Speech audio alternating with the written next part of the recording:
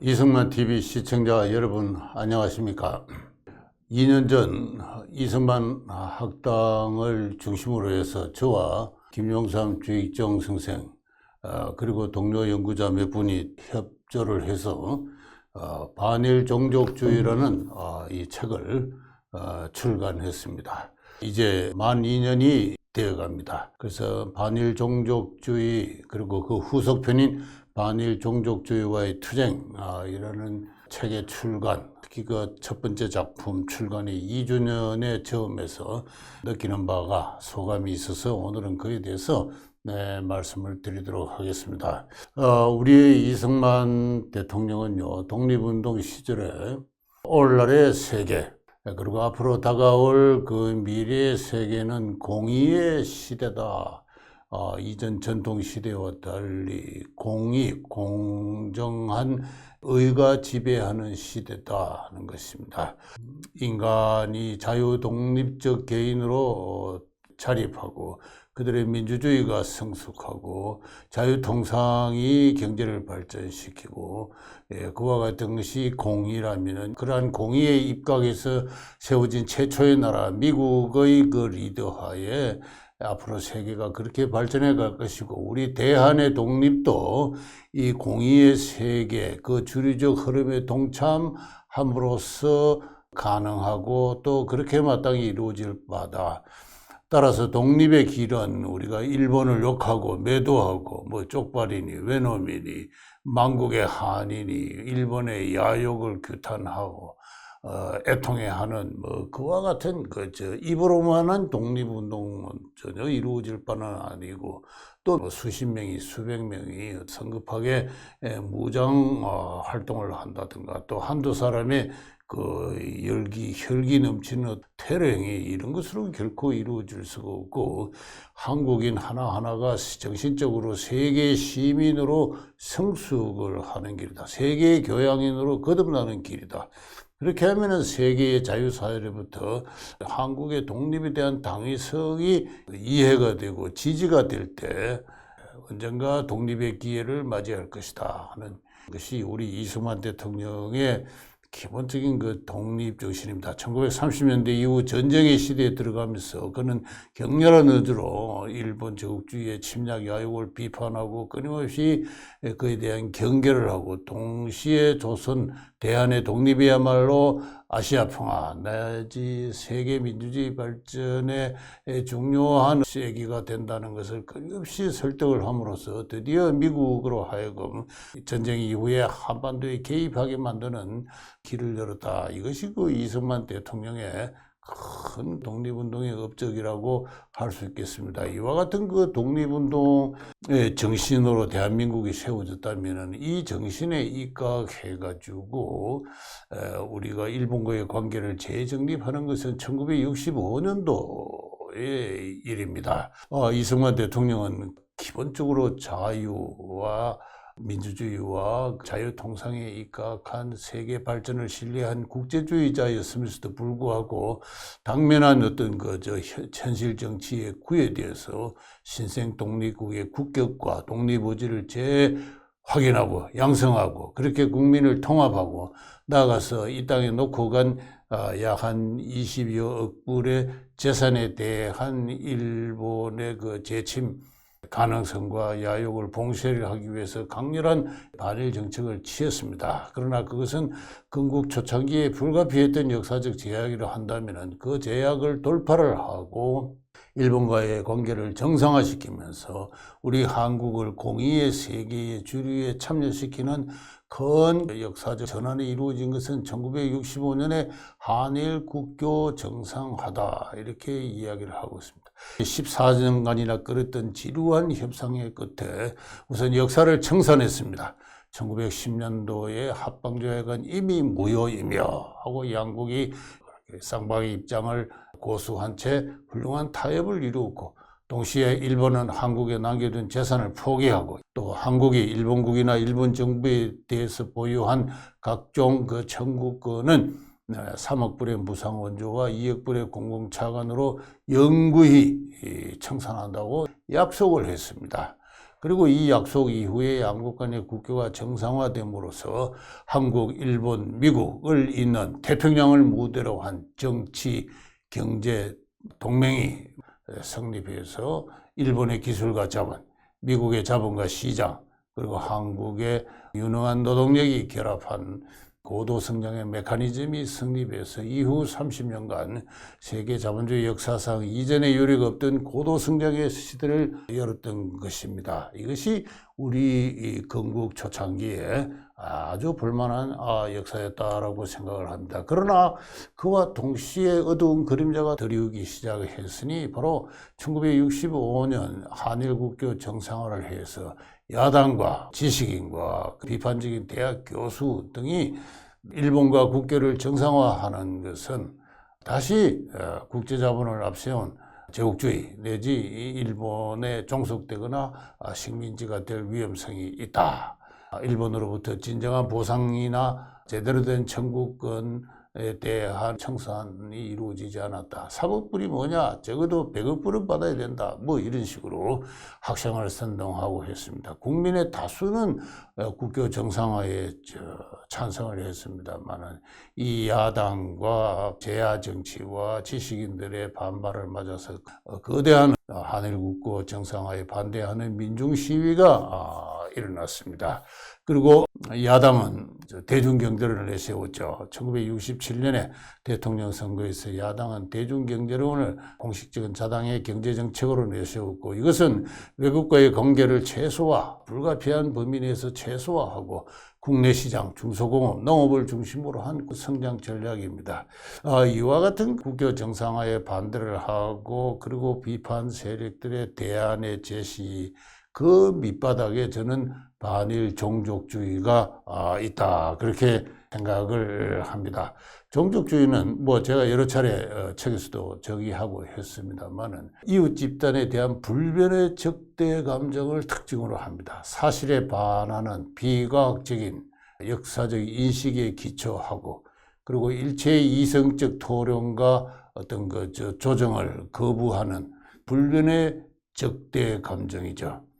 합리적인 토론과 비판을 통해서 어떤 결론을 유도할 어떤 지적 능력을 결여한 집단 지성의 저수준의 소치라고 할 수가 있는데, 1965년 당시에 한국의 이른바 지식인들은, 비판적 지식인들은 세계사의 주류로서 공의의 세계가 열리기 시작했고, 이 공의의 세계에 대한민국이 참여하는 그 길로서 대한민국이 독립을 냈고, 또 앞으로 그 길로 나아가서 대한민국의 번영을 이루고, 또 앞으로 나아가 그 길로 이 민족을 다시 통일할 것이다 하는 거대한 역사에 대한 비전이라든가, 또 그에 상응하는 어떤 인간성에 대한 이해라든가 하는 일찍이 이승만 대통령이 민족의 갈 길로 제시한 그것에 대한 이해가 없었습니다. 그들은 영미가 주도한 근대 세계에 대한 이해가 결여된 사람들이었습니다. 그들의 정신세계는 민족, 민중 또는 계급, 이와 같은 집단주의적 정체성과 그에 기초한 강렬한 어떤 반일 적대 감정으로 가득 찼습니다. 제가 대학교 70년대 들어갔을 때도 그런 분위기가 남아 있었습니다. 저도 그 분위기에 휩쓸려 가지고 이 대학 저 대학 유명한 교수님들 연구실을 찾아가면 다들 그들은 양국의 국교 정상화로 이미 한국 경제는 일본에 종속되고 있다는 비장한 젊은이여 각성하라 하는 그런 식의 설교를 저희들한테 했던 것을 지금도 똑똑히 기억하고 있습니다. 바로 그러한 어떤 것이 바로 반일 종족주의의 출발이고 성립이고, 이른바 한국의 민주화 세력은 이러한 반일 종족주의에 기초해서 그들의 정치적 역량을 배양해왔다, 성장시켜왔다, 그렇게 이야기를 할 수 있습니다. 동시에 그들은 대한민국의 역사를 부정을 했고요. 대한민국이 자유민주주의 국가로서 공의의 세계의 주류적 흐름에 동참함으로써 성립했다는 이 정당한 건국사, 그것을 인도한 이승만 대통령에 대한 평가를 일체 거부하면서 반민족, 대외 종속, 부패, 장기 집권, 독재의 부당한 권력이 성립했다. 이런 식으로 우리의 역사를 매도하기 시작을 했습니다. 바로 이와 같은 반일 종족주의가 치성을 부리고 강력한 저항선을 형성을 할 때 박정희 대통령은 이를 무력적으로 진압할 수밖에 없었습니다. 그 65년도에 6.3 사태죠. 64년도입니까? 다시 군대를 동원해서 계엄령을 선포하고 야당의 시위를 진압을 했을 때 박정희 대통령은 돌이킬 수 없는 길로 권위주의 정치로 갈 수밖에 없습니다.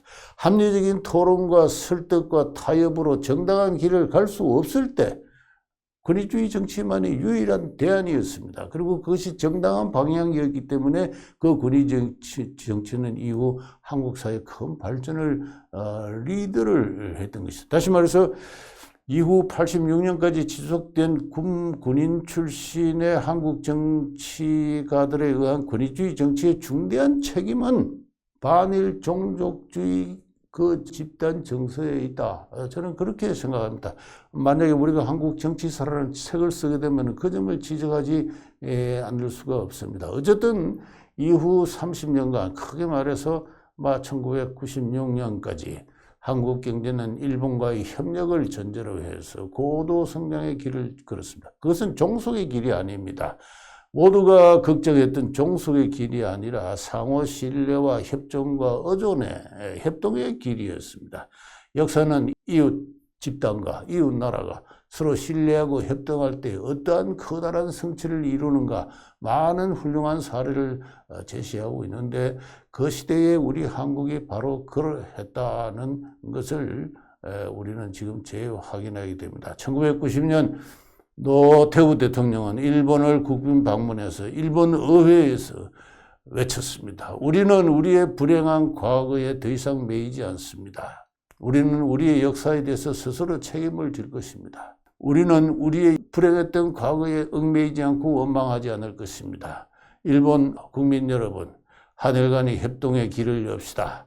우리의 젊은이들이, 미래의 젊은이들이 손을 잡고 동경에서 출발해서 열차를 타고 한일 해저 터널을 지나가지고 시베리아 철도를 건너서 파리와 런던에 도착하는 그 날을 열어갑시다. 그렇게 연설을 했어요.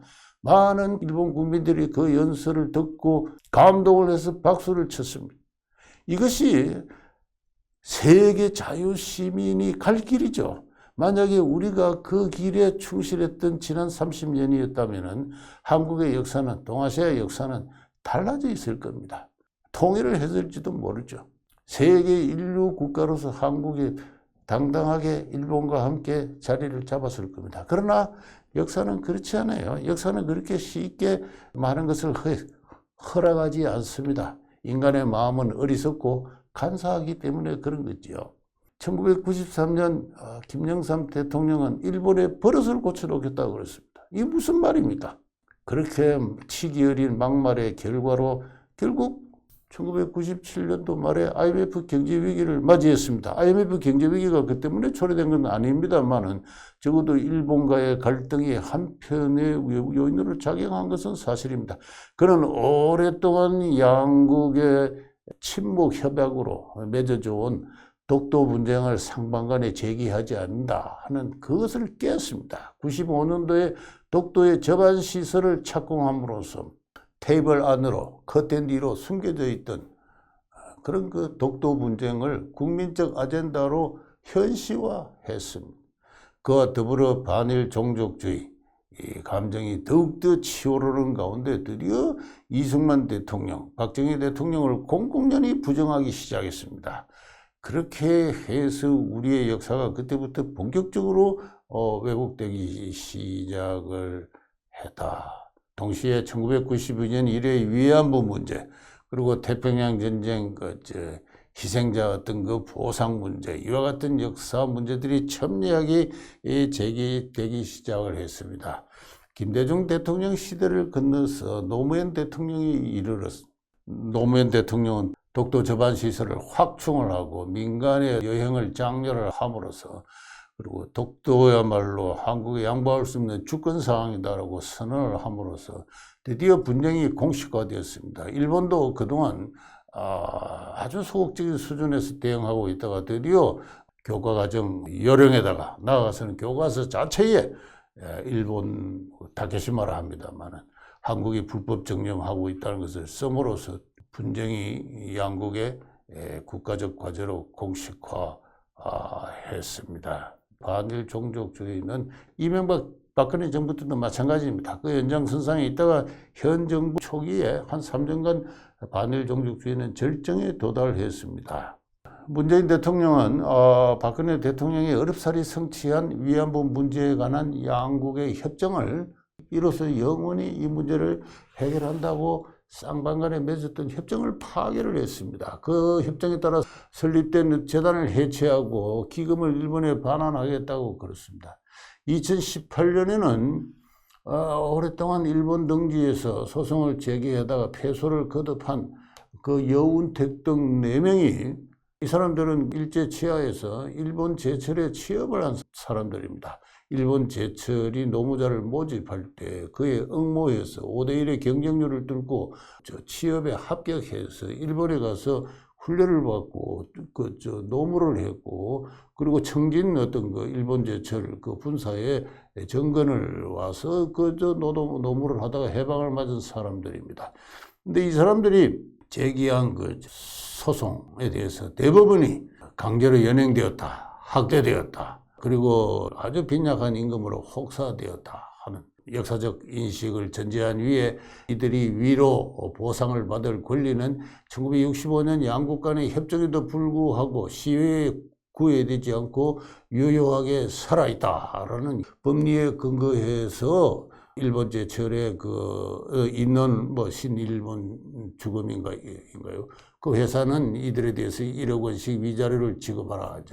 이렇게 함으로써 한국 정부가 법원이 한국 주재 신일본 주철 주금의 재산을 압류하고 처분하는 어떤 절차를 개시함으로써 이전에 없던 긴장 상태와 위기를 맞게 되었습니다. 저희들의 관일 종족주의를 출간한 것은 이러한 위기적 상황이었습니다. 제 개인적으로 두고 볼 때는 더 이상 이걸 방치할 수는 없다. 저 종족주의라는 불변의 적대 감정, 그 기초를 이루는 천박하고 저열한 역사인식, 인간관, 이것을 그대로 두고서는 우리가 이승만 대통령의 건국정신, 그의 독립정신, 자유와 독립의 정신 입각해서 우리 국민정신을 좀 더 우리가 그걸 계몽함으로써 국민정신을 높은 수준으로 이끌고 가자는 우리 학당으로 모인 학당을 설립한 본의에도 맞지 않고 그래서 뭔가 발언이 필요하다라고 생각을 했습니다. 이승만 대통령은 반일주의자 아니냐? 왜 일본과 반일한 이승만 학당이 한국을 비판하는 책을 쓰느냐? 그건 좀 오해입니다. 이승만 대통령의 전 어떤 모습에 크게 일부만 보고 한 이야기입니다. 이승만 대통령의 큰 모습은 자유주의자입니다. 국제적 자유주의자입니다. 매우 순수하고 급진적인 자유주의자였다라고 이야기하고 자유주의자는 기본적으로 자유통상에 대한 어떤 신뢰를 하게 되고 자유통상에 입각한 국제적인 협력을 중시하는 그것이 바로 이승만 대통령의 기본주의입니다. 그가 국회의장으로 취임하면서 연설의 끝부분을 봐도 자유통상 이야기가 또 나옵니다. 그 자유통상을 드디어 실현한 사람이 이제 박정희 대통령이죠. 이것이 우리의 건국정신이고 우리 학당이 추구하는 정신입니다. 그래서 반일 종족주의라는 책을 소위 말해서 한국의 자유민주주의와 시장주의 근본적인 위협이 되고 있는 이 문제를 제기하지 않을 수 없다라고 생각해서 반일 종족주의라는 책을 출간하게 되었고 여기에는 저희 학당의 김용삼 주익종 두 선생뿐만 아니라 동국대학의 김낙년 그리고 낙성대 연구소의 이우연 그리고 서울대 경제연구소의 당시 정한기 박사 이런 분들이 기꺼이 동참해 줌으로써 한 편의 책이 만들어지게 되었던 것입니다. 편집자 입장에서 책의 한 절반 가까이를 집필한 제 자신의 입장은 이번 기회에 어떠한 터부를 두지 않고 어떠한 정치적 고려도 하지 않고 해야 될 모든 이야기를 한다라고 결심을 했습니다. 그 부작용이 클 것이다. 다소간의 사회적인 정치적 압박이 적지 않을 것이다 라고 예상을 했습니다만은 그러나 한 사람의 지식인으로서 그리고 혜택받은 기회를 누리고 대학 교수로서 평생을 살았습니다. 이 역사에 보답하는 뜻에서 그리고 이승만 우리 건국 대통령의 마음의 제자로서 우리의 시대적 사명이다 이렇게 생각합니다. 이승만 대통령과도 약간의 척기가 있긴 했습니다만 체코를 건립한 마사리크 대통령은 사실이 승리한다, 메리타스 빈시트를 그 자문으로 삼고 사실당이라는 정당을 조직했습니다. 온갖 미신과 허위 선전에 날뛰는 서로 사분오열되어 있는 체코와 슬로바키아 민족을 하나로 통합하는 것, 그 사실입니다. 그 사실당을 만들었어요. 우리 이승만 학당도 사실과 자유 이 두 가지를 기본 가치로 하고 있습니다. 그래서 바로 사실이 승리한다는 신념하에서 각오하에서 이 책을 출간을 했습니다. 그렇게 해서 지난 50년, 60년간 우리 북사 교육을 통해서 한국인에게 널리 전파된 일정기 때 일제가 토지와 식량과 한국의 노동력과 여성의 성을 수탈하고 착취했다는 토지조사 사업 때 토지가 수탈되었다. 전시기 때 남성 노동력이 강제징용 당했다. 노예로 혹사당했다. 여인들이 강제 연행 납치되었다. 집단 강간되었다. 그리고 독도는 역사적으로 우리의 삼국 사기 이래로 세종실록 시리즈에서 나타나 있듯이 우리의 고유한 영토다 하는 이 한국인이면 누구도 부정할 수 없는 교실을 통해서 정폭 전래되어 온 이 모든 것에 대해서 이의를 제기를 했습니다. 토지조사 때 토지 사정권은 비교적 공정했고 의도적으로 창출된 국유지는 없었다. 그죠? 39년 이래로 일본의 공장으로 건너간 사람들은 기본적으로 모집과 알선의 방식이었고 이건 기본적으로 자발적 의지가 된 노무계약이 있다. 44년 8월 이후에 징용이 실시되었지만은 그 징용이 본격화 가동된 45년 되면 벌써 바다가 미군 잠수선에 의해서 통제되어서 실제로 건너간 사람은 얼마 되지도 않습니다. 한 20만 명이 동원됐지만은 그중에 일본에 가서 취업한 사람은 얼마 되지도 않아요. 이것이 실태입니다. 약 한 70만 명으로 건너간 노무자들 39년 이래 자유의지에 입각한 그 이민은 계속 매년 10만 명, 20만 명 있었습니다. 그와 별도로 일본 회사의 모집과 총독부의 알선으로 건너간 사람들을 기본적으로 노무 계약했다. 그리고 37년 이후에 일본군 위안부제는 당시에 공창제가 군사적으로 재편된 형태에 지나지 않는다. 각 도시 전국에 한 20군데 있는 그 유각 지역의 여인들이 어떻게 리크루트 됐느냐 그 과정과 양태와 위안부가 모집되는 과정과 양태는 다를 바가 없다. 이런 이야기를 했습니다. 일본군 위안부는 민간의 공창제에 종사하는 여인들이 한편의 주류를 이루고 두 번째는 가난한 집안의 비정한 가부장들이 딸을 자기의 가산으로 여겨서 그에게 전차금을 받고 모집업자들에게 딸의 인신을 넘기는 그 과정에서 발생을 했다. 당시의 가부장권 하에서 딸은 그것을 거부할 어떤 능력이 없었고 놀란 가슴으로 울면서 집을 떠났다. 이게 당시의 실태입니다. 길거리 가는 여인을 빨래하는 여인을 납치 연행했다.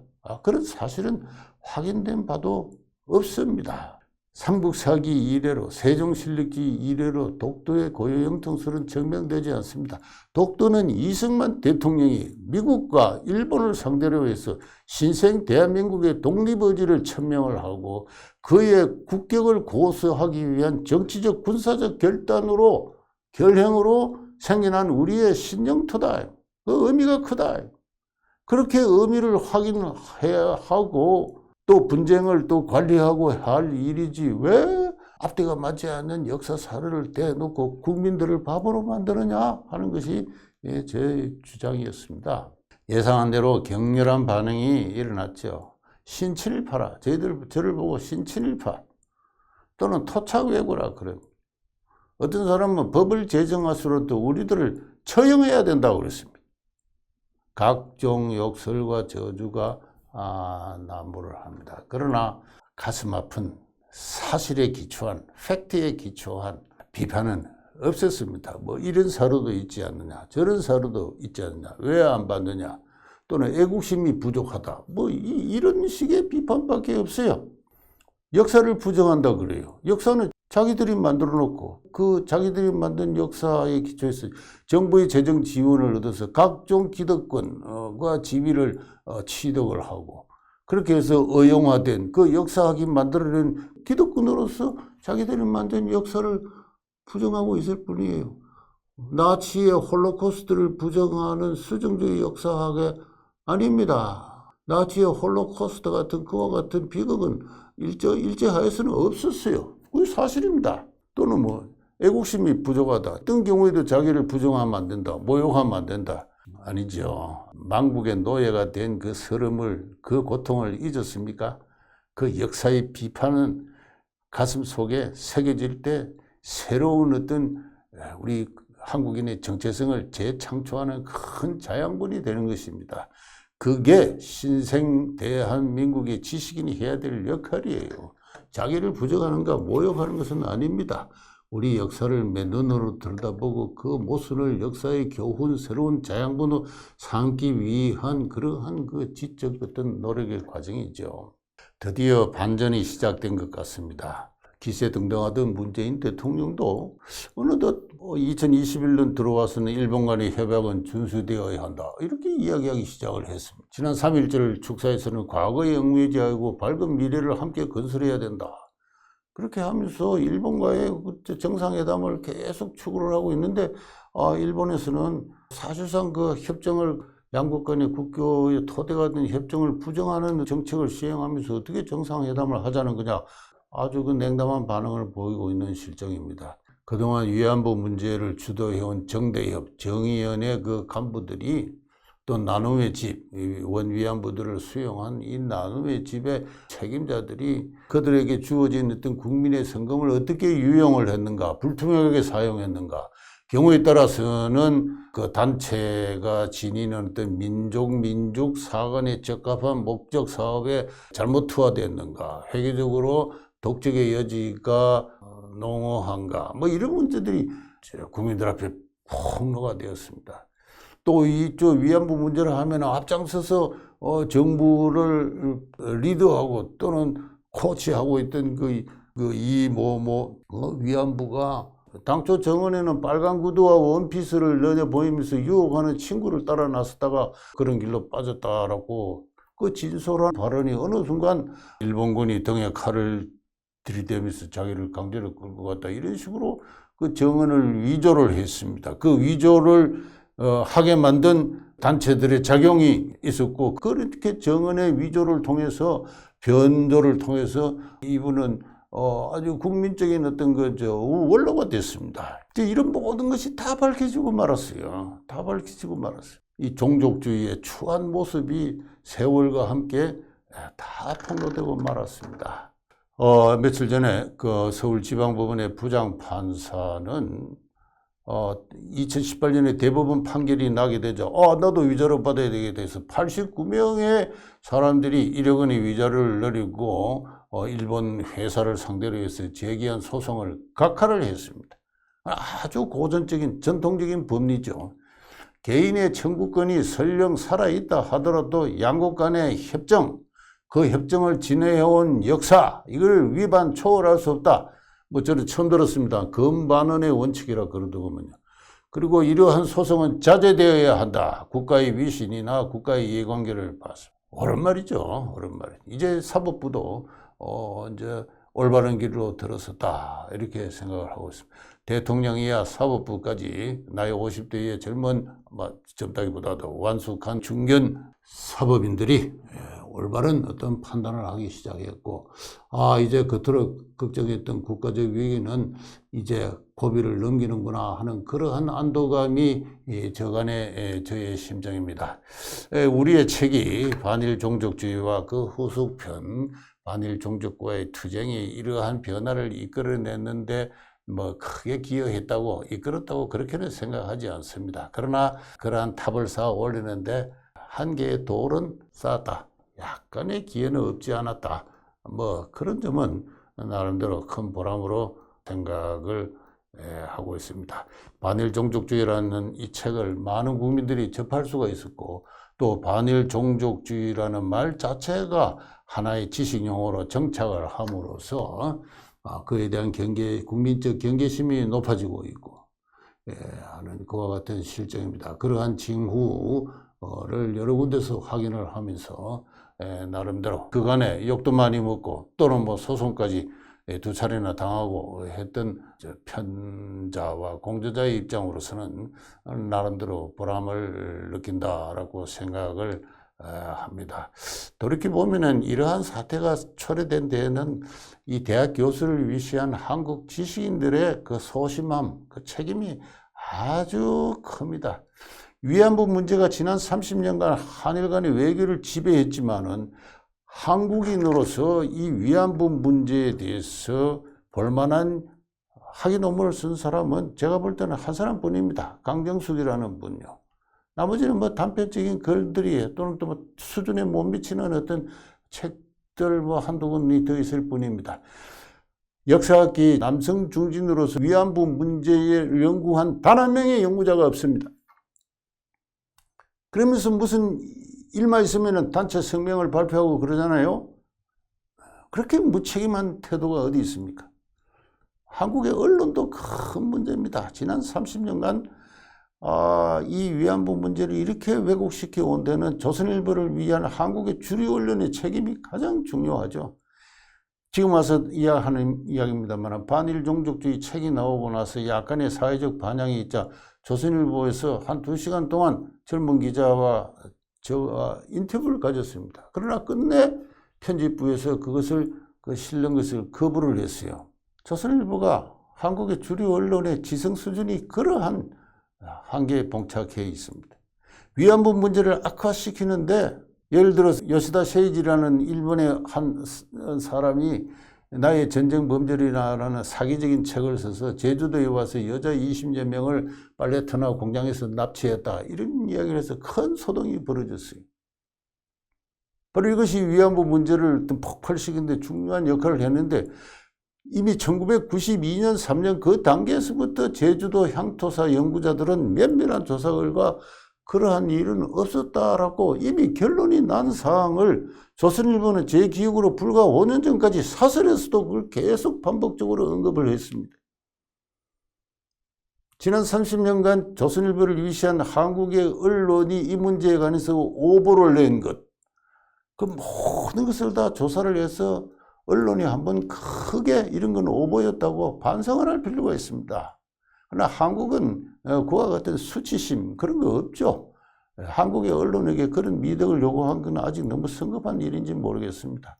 이런 언론을 두고 우리는 선진국이 될 수 없다고 생각합니다. 그 다음에는 책을 읽지 않고 공부하지 않는 우리들의 그 생활 습성 그것도 큰 문제입니다. 최근에 어느 판사는 다시 위안부 문제에 대해서 판결을 내리면서 일본의 국가가 범한 집단 강간이라고 그랬습니다. 요 며칠 전에 또 재판 그런 판결이 나왔어요. 아무런 책도 읽지 않았겠고 그저 듣기는 대로만 생각했던 그 한 판사라는 책임 있는 지식인의 지성 수준이 그러합니다. 바로 이게 아직도 종족주의는 우리를 그 속에 빠뜨리고 있는 큰 저열하고 비열하고 낮고 사납고 야만적인 지성이죠. 이 늪을 빨리 탈출을 해야 됩니다. 그리고 우리의 건국 대통령이 일찍이 지향한 대로 세계 자유시민으로서 공의에 세계사의 주류에 참여하고 리드하는 한국인으로서 하루빨리 우리가 스스로를 재정립할 필요가 있다고 생각합니다. 반일 종족주의 출간 2주년을 맞이해서 저의 소감을 피력해 봤습니다. 경청해 주셔서 대단히 감사합니다.